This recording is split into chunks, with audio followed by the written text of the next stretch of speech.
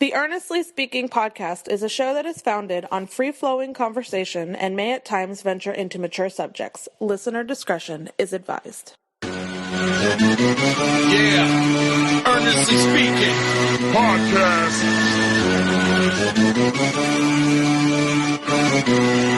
Let's get it. I'm a giant in New York, in Miami carry heat. So much more in store, my product can flood the street. Opinion Nation Godfather, CEO. Pop in the late 90s, gon' see me blow. Oh, got my hustle on, no imitation of bad. Army of untouchables, Opinion Nation stab.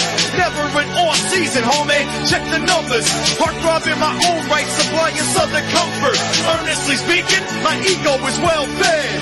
Earnestly speaking, you're too evil and no threat. See, I'm like a hurricane, you're a mild breeze. Earnestly speaking, leaving Eli a dynasty. Shake!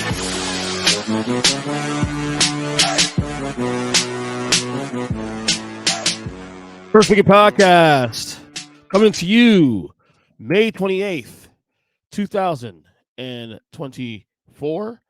It is another Tuesday here. It is also the very last week of school for my kids. It's really only 3 days because they were off yesterday, before Memorial Day, of course.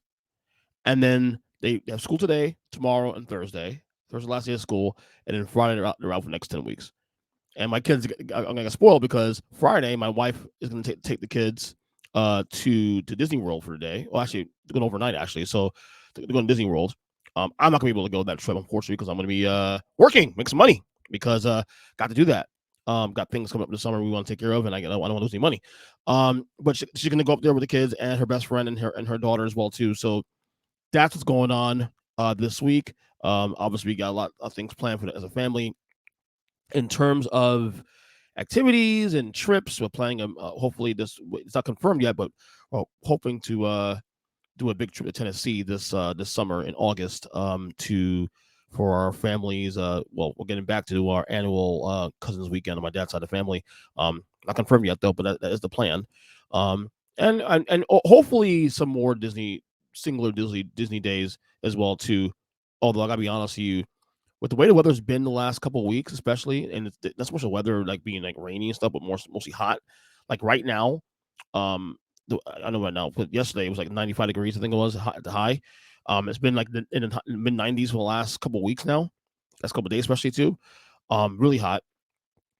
To the point that we had a little bit of a scare on Friday because we were outside, me and the kids were outside biking, and my youngest son Logan, all of a sudden, after he starts riding a lap around the lake, he just stops dead in his tracks next to the house, doesn't move, has his head down the bike, and he stays there for like literally a minute. And I'm asking, "Hey, how you doing, buddy? How you doing? Can you move?" And he wouldn't move at all. So got a little worried for a second, and then eventually I removed him from the bike physically because I said, "Listen, you got to go inside. If you are you that hot?" He goes, "Yeah, I'm really hot." I said, "Go inside the house then. Go inside the house." And we cooled off, of course, but the entire weekend he was like lethargic. We thought maybe he got sun poisoning, but turned out well, he was definitely dehydrated, number one, but also he also got a little bit of a stomach bug. But we took him to the hospital on Sunday, just to get a little checkup. He's fine, thankfully. He's fine. We did take him to the hospital on Sunday to make sure he's okay, and everything was fine. He was a little gassy in the stomach and all that. But yeah, it's been a really weird couple of days and couple of weeks here with the weather, really really hot. Like I know it's South Florida and it's always hot here anyway, but there's May hot and then there's July, August, September hot in Florida. It's a massive difference. And if it's this hot now in May, I shudder to think how it'll be in the middle of summer, the dead of summer. And not only that, forget the fact it's hot out here. Excuse me. I'm also worried now if it's gonna be this hot, will we have threats of hurricanes? Because the hotter the waters in the Atlantic, the worse, the more storms are created. And that's what I'm worried about. You know, I'll do the heat. I'll do all the stuff that comes in summertime, of course. But to deal with a hurricane, we haven't had one in 7 years. I'm not going to sit here and say we're due for one, but we've gotten kind of lucky the last 7 years, to have one. And we get lucky a lot in Florida. Excuse me, my throat today. We do get lucky a lot because a lot of times the storms that do quote unquote threaten here and then go up the coastline. But I don't know if this year's gonna be the year that we get got. I hope not, but I don't know. We'll see how that goes, obviously. Other things here on the personal end, my wife and I did get new phones, actually, after 4 years. I tried to avoid getting a new phone because we picked up this phone about a year ago, less than a year ago. It was an iPhone 11. We've had it since 2020. And, I'm in a mindset now, you guys know, with, me and minimalism and trying to cut back on costs and just trying not add more expensive if I don't need to. There was no need for me to add a new phone. But, of course, with wear and tear comes with this as well too. She started having issues with her phone. I started having little issues with my phone too. For example, like my phone, my port would hold a charge, for example. And then other things started happening. So we said, you know what, screw it. But what we're gonna do, we're not gonna sell our phones. We're gonna keep our phones, which we did. Because, to me, if these are paid off. Why? I mean, we could trade in and get $300 back, whatever, for the phones, but what's the point? You can keep these phones and use them as little iPads, little mini iPads, or media devices, which of course we have kids. And my 11-year-old son immediately, when he got wind that we're doing it, get new phones, he started saying, "Well, let me have your phone, Dad." I'm like, no. And this has also sparked a little debate now, because when is it appropriate for your kids to have phones? What age? Because I've seen, I mean, I have nephews and nieces that do have their own cell phones, and like 11, 12, some 13 years old, which even then feels odd to me, just because of the, again, maybe because I'm looking at it more from my perspective of growing up as a kid, and having, a cell phone was not something that was never really a thing for me. That was never an idea. The most I had as a teenager was a beeper. That's it. Of course, this is also in the late 90s, mid late 90s. But when is it appropriate for a child to have a cell phone? And I told him a lot of the reason why I don't want him on a cell phone right now. And I told him it's because it has nothing to do with the fact that it's the internet and all that good stuff. And it's the fact that I hate to say this to him, but I don't trust him. Remember, that is, I don't trust him because he is not very responsible. Like the little things he leaves behind in school. Like we make him lunch at school, and he'll get a thermos of water, because that's what he wants, and whatever. And he'll always leave his lunchbox or his thermos every so often. If he can't even so much as get that straight and get that taken care of, and not be responsible for that, how can I trust him with a device that's $400? You know what I'm saying? So that's my bag. But I've also asked a lot of friends of mine who are also parents, and their kids have cell phones, that had cell phones since 12 years old, whatnot, and some have done it because of this, for to make sure that their kids are safe. No, now that being said, what is the limit? What do you do? How do you navigate those waters? So we told him no, but we did say also too with the thought that, okay, listen, here's the deal. I'm giving you a year to show some responsibility. If in the next year you show that you're a more responsible child, that you can take care of these things, and you cannot treat these things like something else, like you just pass on. If you lose it, whatever, no big deal. If you can be more responsible as a human being, then maybe we'll consider it. So I gave him a year. So we'll see how that goes. But and not only that, with our schedules too presently, I don't really see a need for a cell phone, because he's always, no matter what, he's always around adult supervision, whether it's me or mom or school.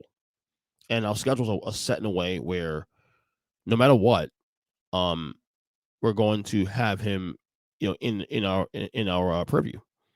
So this is no need for a cell phone now. I really is no need for a cell phone. But I put this out there to say this. Listen to this podcast. If you're an adult, if you don't have kids, this is your opinion. Feedback on this. When do you think is appropriate for a kid to have a cell phone? What age? And get back to me on that. I really want to know. I truly want to know that. Okay, switching up now to some basketball talk. The Boston Celtics last night sweep the Indiana Pacers 4-0. They are now going to their second NBA Finals in 3 years, with the hope of getting their 18th Finals championship. Well, championship, should I say, not finals, because it wasn't always a finals, but championship as a franchise. And I'm going to say, like I said before, this has been an easy trek. And look, you can't control who you're playing. You can't control the circumstances. You can only do what you got to do. But I look, and if they win a title this year, God bless them. Obviously, I don't want them to win the title because I'm not a Celtics fan, obviously. But and obviously in the years to go, let's say they win the title this year, and 10, 15 years down the road, we look back at the 2024 NBA Finals and they won a championship. No one's going to remember the context. We remember it now because it's in the moment, but in 10, 15 years, no one's going to care the context. But that fact that the three teams they faced, the best player missed either the entire series or a chunk of the series. Round 1, Jimmy Butler missed the entire series. Okay. Round 2, Donovan Mitchell missed half of the series. Round 3, Tyrese Haliburton missed half of the series. And look, it's not their fault. It's not their fault. The injuries happen. We get that. Context matters here, of course. But here's the thing, though, too, also. And that's not to say they probably wouldn't have not gone to the finals anyway, because I still think they probably would have gone to the finals. In fact, I picked them to win the title this year before they started. So it's not surprising what's happened here. But this also is why I believe this is title of bust for the Celtics. Because you've had the easiest trek to the finals. Okay. And now the team I thought would be there that would face them, the Denver Nuggets, is not there.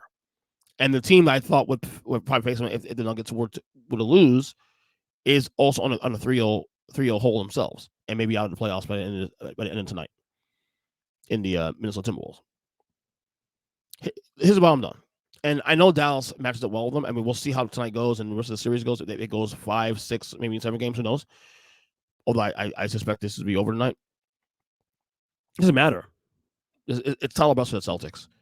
Because you have this core of Jason Tatum and Jaylen Brown, be in a conversation. This is what, the 6th time in 8 years they've gone to the Eastern Conference Finals, and now 2 of those years they went to the finals. Don't quote me those numbers because I could be wrong, but I know it's close to those numbers. 6 times in 8 years they went to the finals, Eastern Conference Finals. And then you add Drew Holiday, who by the way was phenomenal last night, made some big plays on defense on both these last 2 games, as well as on offense. Massive rebound at the end of the game yesterday, too, especially offensive rebound to clinch the game. And by the way, for what it's worth, there's a lot of trust issues when it comes to the Celtics right now because, and I hate to say it, I hate to be that guy, but this is fast. They won a series 4-0, and I'm not taking anything away from the Celtics, obviously, because it is. Look, you can't control the circumstances. You only could, as my neighbor Chris Call said, let's say, you control the controllables. You're playing your game, and you do what you got to do. But there's still in the back of my mind things. In the back of my mind, I still believe the Celtics are still, it's title bust, number one, and there's still this idea in my head that I just don't fully trust them. Whether or not they play Minnesota or Dallas in the next round, which is likely going to be Dallas. I just don't fully trust them because they don't. This series is as 4-0 as it was for the Celtics, obviously winning the series 4-0, could be easy today if you look at this series. And again, not taking anything away from the Celtics, they did what they do. Could be easily 3-1 Indiana right now. Game 1, Indiana literally gave the game away to the Celtics. Game 3, Indiana literally gave the game again to the Celtics. And then last night, even though Boston gets credit for doing what they did, Indiana was in control of that game. Until again, just like game 3, the last 2-3 minutes. And it was their boneheaded plays that cost them those games. At worst, it should be 2-2 right now, heading to Boston in game 5. Indiana is one of the most frustrating teams I think I've seen them make a conference finals in a long time. So this year is definitely title or bust for Boston. I hate to say it, but it is what it is. It is title or bust for the Celtics. And also tonight could be the last, well, this is the one a year ago, but tonight could be the last NBA on TNT game of the year, and which will probably parlay into the next year when we have to do most likely the last season of NBA on TNT inside the NBA. And we've been talking about the inside the NBA and the NBA and TNT likely losing the rights after next year. And obviously it's a very sad situation. I obviously want inside NBA to still exist, and maybe it will in some other form. But I will say one of the things I love about this is I love that Charles Barkley, who's on Inside NBA, also NBA Hall of Famer and arguably the greatest sports studio personality in the history of sports studio personalities, because he's just that damn good in this. And the reason why he's so damn good is because he's just true to who he is. And you cannot replicate that just on a whim. And despite everything's going on, he remains the same Chuck, authentic and honest. He was on Dan Patrick's show last week discussing the morale of what's going on there with the entire staff there with regards to the situation. Here people. Morale sucks, plain and simple. I just feel so bad. Sorry about that. For the people I work with, Dan. These people have families, and I just really feel bad for them right now. These people I work with, they've screwed this thing up clearly, and we don't have zero idea what's going to happen. I don't feel good, I'm not going to lie, especially when they came out yesterday and said we bought college football. I was like, well, damn, they could have used that money to buy the NBA. Yeah, it says TNT Sports added college football playoff games in a 5-year deal, their licensing deal with ESPN. Maybe that's why they're buying this, because they don't, the money they were going to use on the NBA, they got to do something with. Yeah, that's the first thing came to my mind. We've never had college football, never been involved with college football. And I'm like, wait a minute, shouldn't we be spending every dime we got to keep the NBA? So morale sucks, to be honest with you, Dan. I love how honest he is about this, man. I really do. This is why I think it's the best show on TV. This is why I think it's the best studio show in the history of the NBA, of the history of sports, quite matter. And Chuck is being brutally honest about his thoughts on the situation. And again, nothing's official yet, but it's pretty much as official as you're going to get without the official announcement that next year will be the last year the NBA on TNT will exist before they go to NBC. Of course, ESPN renegotiated the rights as well too. Renegotiated the rights as well too, and Amazon is reportedly going to be also getting NBA rights. Now, I said also in the last podcast too that look out for Amazon, because I still think there's a possibility that Inside the NBA, well, not is calling Inside the NBA in the future, could still exist under a different platform. And I think Amazon, with all that money that that they have there, that it can definitely make, Jeff Bezos can make that work. I have no doubt that if they can make the parameters work, if Ernie Johnson, who reportedly wants to stay in Atlanta and is still reportedly going to be part of TNT no matter what, with all the sports coverage, I still think there's an avenue where this same show, the same four guys with Shaq, Kenny, Chuck, and Ernie, can exist on another platform. Different name, who knows? Hopefully it does happen. But I just love Charles Barkley is one of my heroes. Can I say that quick? I don't know if you guys know this, but Charles Barkley's been one of my heroes and has been for 30 plus years. We're going back to the Philadelphia 76ers years, before he went to Phoenix. Because at a time where everything with celebrities and athletes had to be glossy and perfect and just, to me, it's fake, obviously. Charles Barkley has always been true to who he was. From the day he did that famous commercial, the role model commercial that parents should be role models. I'm not a role model. What I mean? And he got a lot of flack for that because, hey, you're an athlete. You should people should look up to you. I'm like, no. And he's correct, really, in theory, incorrect. I mean, should you want athletes to be good role models for kids? Yeah. No one's saying not to be so.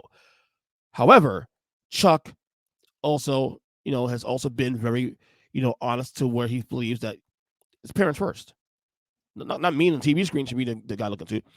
But the thing with people, and other kids don't understand this though, kids who didn't watch Charles Barkley in his heyday.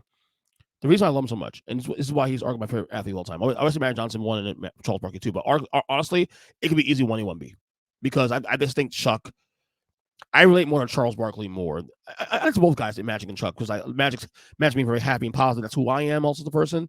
But Chuck's also authenticity is what I love too as well. So it could be 1A, 1B.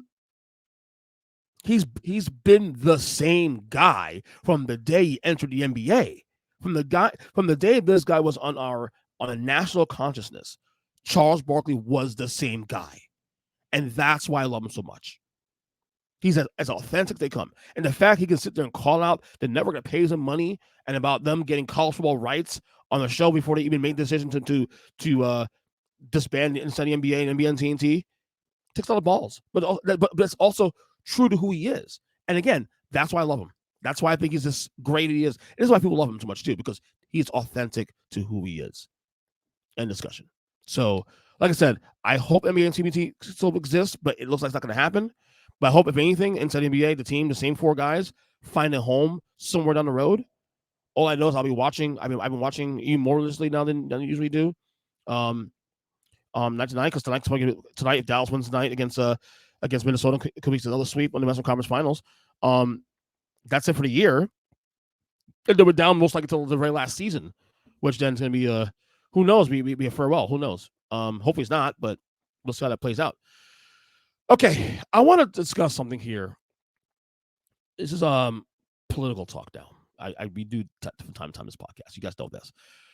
But I want to play a clip from The View. And you can say, The View? What the hell are you talking about? Well, I sometimes listen to The View because I think I'm not a fan of the entire panel. I can't stand Joy Behar. Sunny Hostin is hit or miss for me. I do love Whoopi. I do love Alyssa Farah. Although she'd be a little bit too timid at times. I love Sarah Haynes, honestly. Sarah and Whoopi are my 2 favorite people there on that show. But I'll play a clip because they had Charlamagne the God. Charlamagne God, of course, is the co-host of the Breakfast Club. He's also co-host of Brilliant Idiots with Andrew Schultz, commentator, hip hop commentator, we're gonna call it. And he was on the show, and they were talking about the upcoming election, and they're discussing about him, whether or not he should endorse Joe Biden, how he feels with these candidates and whatnot. And him and Sunny Hostin, who, again, one of the co-hosts on the other View, got into it because Sunny Hostin kept. You'll see it on the clip. I'll play the audio here. Got into it because he wouldn't endorse Joe Biden. Here's the clip here, and we'll react to it. You endorsed Joe Biden back in 2020, but this time around you say you're not going to endorse anybody. Charlamagne, now is not the time, in my opinion, to sit this one out. Yeah, I didn't say that. I never said I was sitting it out. What you gonna do? I'm definitely voting in November, but what I like to focus on is issues, not individuals. Like, when but you why not endorse? Huh? Why not endorse Biden? Because if I'm sitting here telling my listeners that, you have somebody out there who is a threat to democracy, you have somebody out there who said they want to, suspend the Constitution to overthrow the results of an election. You saw this person, try to lead an attempted coup of this country. And I'm telling people that this guy is a threat to democracy. Have you ever read Project 25? Mm-hmm. There's only 2 candidates out there. So if I'm saying that about this individual, the choice is clear, right? All right, that's Charlamagne God, I guess, on The View. And I was bothered by this whole situation because I think Charlamagne's right. First off, he never says he's not going to vote for Joe Biden or Donald Trump. He just says he's like either candidate, and he's entitled to that. And for Sunny Hostin to sit there and insinuate that now it's time to sit out, this and that, he literally just told you he's voting. He's voting. He's going to vote in this election, and it sounds like he's going to vote for Joe Biden anyway. Because again, there are only 2 candidates, really. I mean, people say RFK Jr. and Jill Stein. And look, I think every person who's running for president should have a seat at the table because that's to me that's democracy as a whole. But I don't make the rules. The reality is there's really only 2 major candidates. Okay, and it's Joe Biden and Donald Trump. But here's the thing. He has made it very clear that he's been disappointed of Joe Biden. He endorsed Joe Biden in 2020. He said he won't do it again this time because he thinks both candidates are, quote, trash. And that's his right. And for Sunny Hostin to sit there and make him feel bad about that, which I think is ridiculous, says more about her and makes it feel like she's part of the Democratic wing that's trying to, the elite that does not get it. She doesn't get it. She's like so far gone. And look, I'm not sort of saying vote Trump because look, I think Joe Biden is voting for Joe Biden. But here's the thing I want to discuss with you guys here. Why does his endorsement matter? Why does he have to endorse him? And again, it brought up the situation where the meaning of endorsement. Endorsement in the dictionary, for the record, people don't know. An endorsement is an act of giving one's public approval or support to someone or something. That's an endorsement. Okay? Voting for someone and endorsing someone are 2 different things. Endorsing something is if you're endorsing something, you believe in that person. You believe in that candidate, for example. Okay?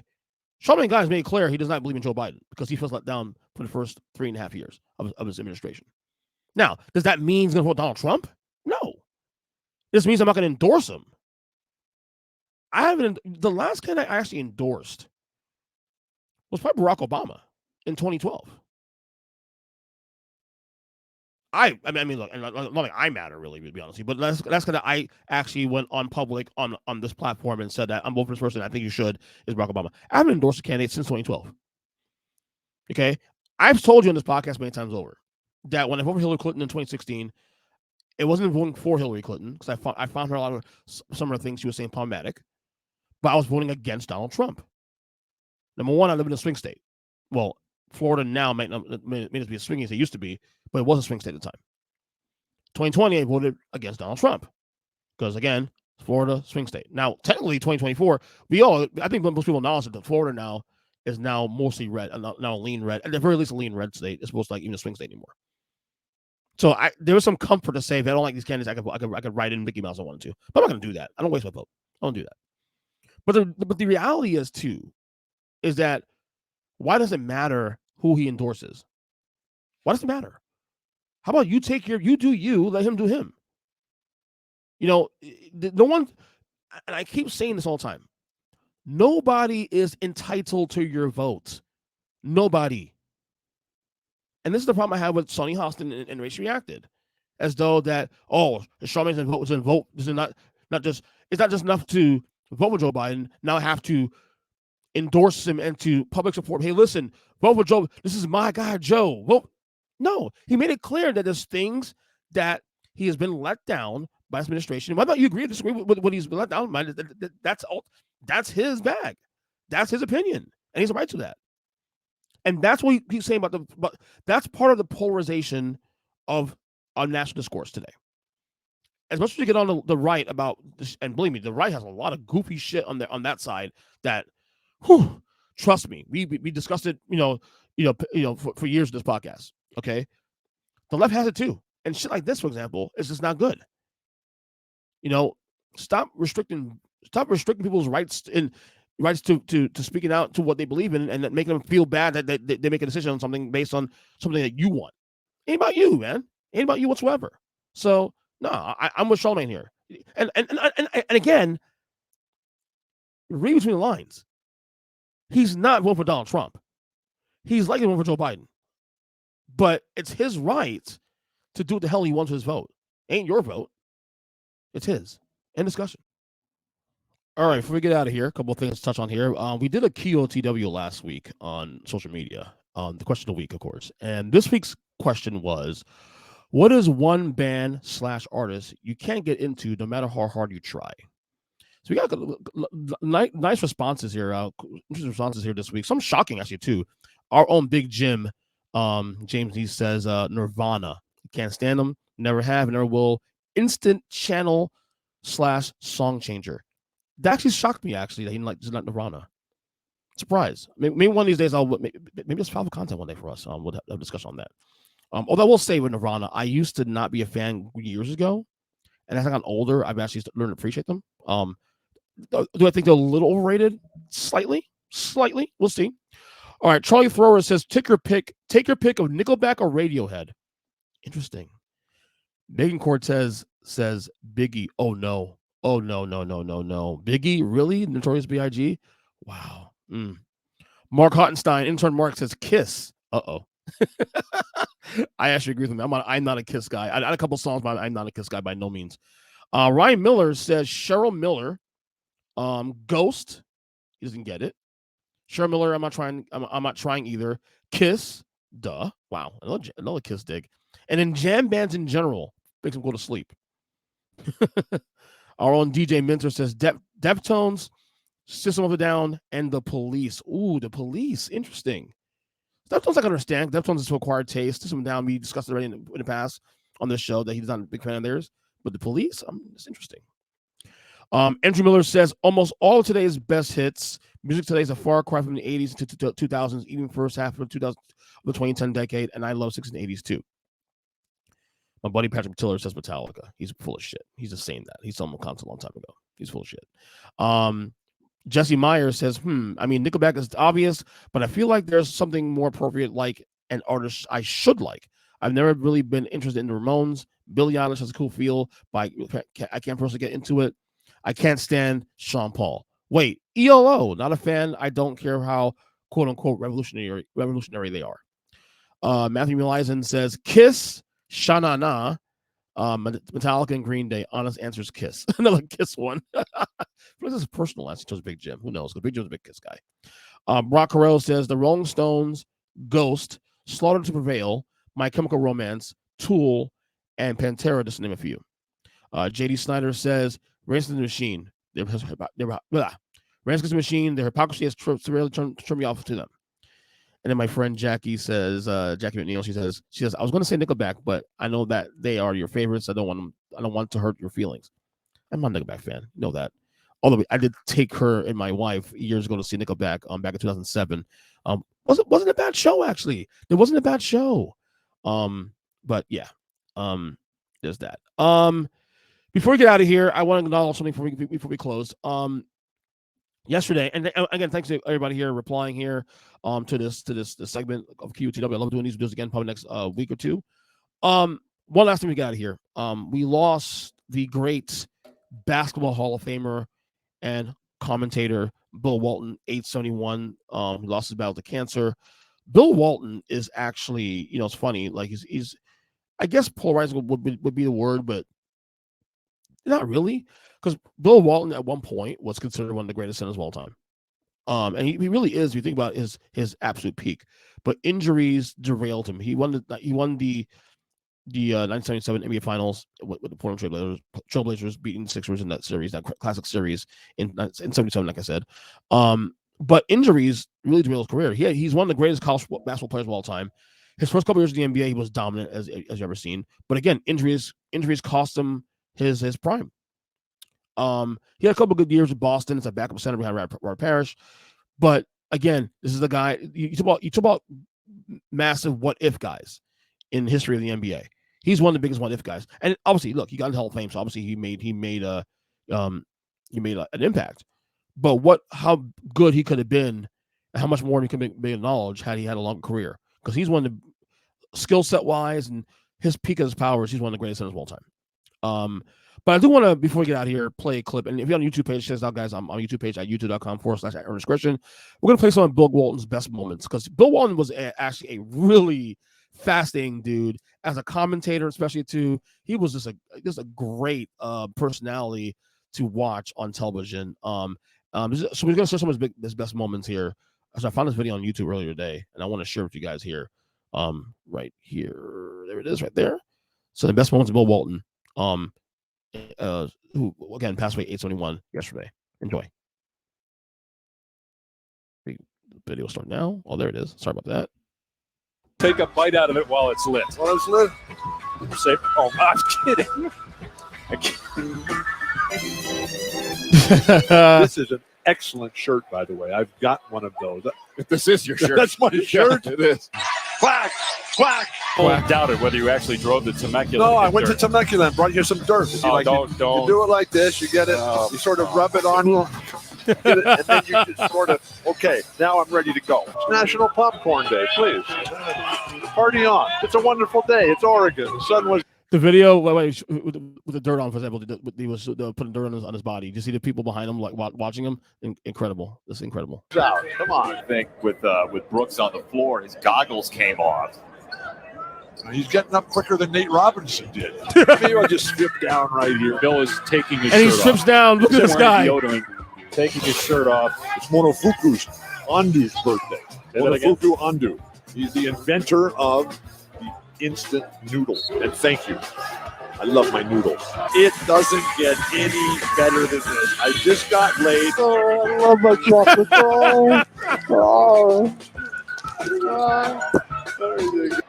Yeah, I'm not a very good catcher. I'm much better at getting high than getting low. There it goes. There it goes. Deep to left. There it goes. And gone. It's gone. Oh, my gosh. 7-point lead right now. Dust it off.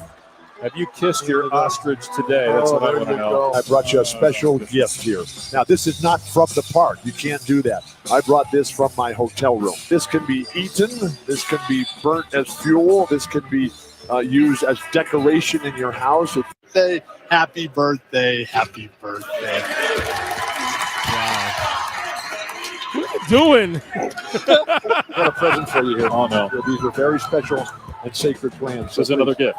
This is a gift. It's like that right here. South Bend, Bill Walton has finally met his match, the Leprechaun. I have found that mushrooms only help you. Anyway, this is a foam roller with a vibrator inside, so it's fantastic. Oh my It's got God. multi-speeds. This is called a glockenspiel, okay? Made famous. German name. You broke it. No, I didn't break it. It comes apart like that. May I bless you? May I bless you with the sacred blue corn? Should I go for it, Rue? It won't hurt you. But it is bitter. Oh my God. I love big leaf maples. I do too. Oh, this feels so good. Oh my God, that was amazing. Bill Walton, man, I gotta tell you, when you look at his, I'm glad he had a second career. Talk about Charles Barkley being authentic into who he is. Bill Walton's in that same conversation too, just in a different way. He seemed to enjoy life, especially, which was so cool. He seemed to enjoy living and just being who he is and just and enjoying life and not getting bogged down in all the bullshit we see today.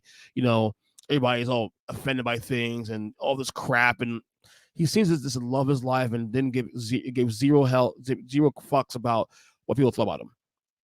And that's why I loved him so much. That's why he was so great.